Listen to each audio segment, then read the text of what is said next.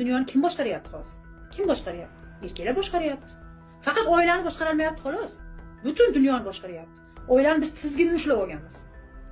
Prezidentlar ham erkaklar, harbiylar ham erkaklar, snayperlarda ham erkaklar, to'g'rimi? Chegarada erkaklar, to'g'rimi? Eng qiyin ishlarda erkaklar, tank mingan erkaklar. Lekin oilada biz shuni buxlashtirib yotibmiz ayollar. Oilani eplay olmasdan erkakka topshirish kerak, orqasida turish kerak. Erkakka topshirish kerak, orqasida turish kerak, tamom. Bilmagan joyini o'rganib turish kerak, bo'ldi.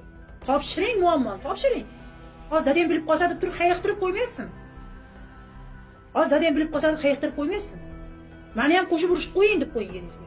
Bolalaringiz eringizdan hayiqtirib olmasangiz, ikkitadan hayiqtirib qo'yasiz. Hech kimdan hayiqmaydi. Pulni eringizga topshiring, undan ko'p olmaysiz, ha? Barakani yo'q qilib, bu cho'ntakdan bu cho'ntakka. Tushunadi, hammasini tushunadi erkaklar. Tushuntira bilish kerak xolos. Hammasini tushunadi.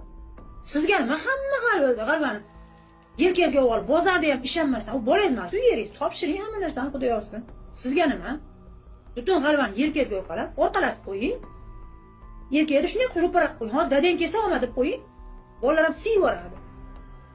Qora qilib o'tirib olasiz, o'zingiz dam olib o'tirasiz.